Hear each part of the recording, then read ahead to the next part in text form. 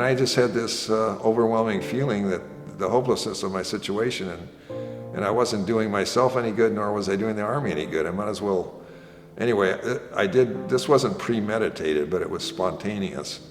You left, right, left, and I left, okay?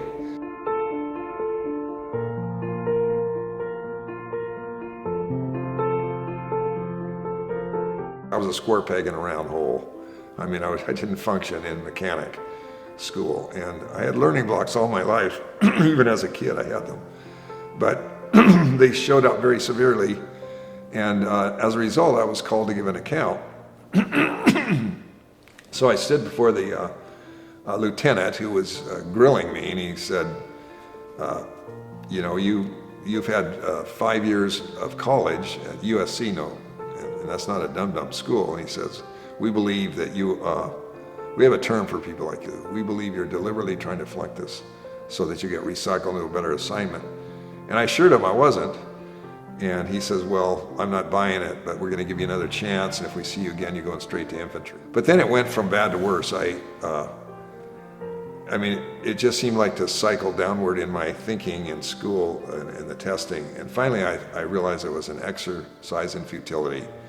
So I was at the end of my rope, and we were marching to class. We did it every morning. We went through a forest. And I just had this overwhelming feeling that the hopelessness of my situation, and I wasn't doing myself any good, nor was I doing the Army any good. I might as well, anyway, this wasn't premeditated, but it was spontaneous. You left, right, left, and I left, okay? That's called AWOL, all right? By the way, the guy behind me, just, when I did this, I saw his glance on his face like, this, you crazy? What are you doing? And anyway, that was the only guy that saw me, and then I'm off on my own, and bottom line, I knew the MPs were roaming the fort looking for me. I knew it. Anyway, I wandered away, and I found a little pond, and I was really tired. Everybody's tired, so I thought I'll take a nap. So I had a little pocket Bible, opened up, read that. And then a couple of deer came down to the pond with me, and it was paradise for a while. But then reality set in, and I realized I was in a real pickle. I was not calm. I was not collected. I was in somewhat of a panic, knowing that I was doomed. And so my thought came into my head, go to the highest person in charge and find this person.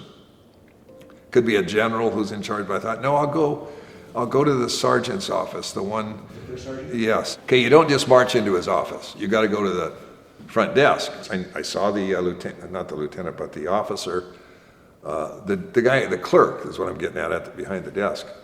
And I went up to him, and he was kind of rude, and he says, what are you here for? And I says, well, I need to see the first sergeant. He kind of stared at me for what? And I said, well, we have personal business to discuss. He said, he'll see you right now. And I thought, what, right now? And right now, I don't know if I can handle this. And yeah, he wants to see you right now. So I marched down the hall. I felt like Daniel going into the lion's den, you know. Really focused on me right away, but as I got to the door, he says, come on in. And then he says, you know, why are you here? And I think he was very curious about this personal business. And I says, well, First Sergeant, I'm in the wrong school. That's all I said. Well, I'll just tell him. I said, I'm an artist and I like to paint. And he just kind of, with a stunned look, he kind of rolls back in his chair. You're the man I'm looking for. I've been thinking of a painting I'd like, and helicopter battle scene. Can you paint tanks, trucks, whatever? I said, yes, I'm an artist. Anyway, he got very interested. We talked, we must have been there between, it seemed like an hour that I was there, because we talked about everything. And he said, I want you to do this. This is going to be your assignment. I want you to drop everything you're doing and do this, a helicopter battle scene. And by the way, the lieutenant and the clerk, they didn't know that I'd gone AWOL, and otherwise this would have been a different story. Anyway, when I left, I'd said, okay, whatever happens now doesn't matter, because I got the orders from the big guy, you know, up the top chain. But this is the amazing thing, is I'm standing there thanking the Lord, and I hear off in the distance, you're left, right, left, and it was my platoon coming back from the long day at the shop there where they were learning. And I thought, I'm gonna have some real fun with this one. So I did exactly that. I waited, kind of just stood there casually, and I watched them coming, and then I watched the platoon sergeant who knew I'd left, and he stood them off to the side and told them to stand there until he was done chewing me out. So he went over to me, and then I just waited till he was done doing with his tirade, and he said, what the blank have you been doing? And I said, well, Sergeant, didn't you know that I'm on a personal assignment with the first sergeant? We're personal business, you know. We have an assignment together. And so he just he didn't believe it. Then he started to think, well, what are you doing? What is it? And I said, well, I'm an artist now. I'm an artist for the sergeant. I'm going to be doing artwork for him, and this is my assignment. So he shook his head and he said, Bowen, you're the only one I know that can step on blank and come out smelling like a rose. That's something I memorized because I thought it was pretty humorous. Anyway, that got me off the hook. I did the painting. Took me a little more than 3 days, like I thought. Took it into the sergeant. He said, this is just more than I had anticipated. I'm very, very excited about this. And I want to hang it we'll hang it in the mess hall. So we walked over together to the mess hall.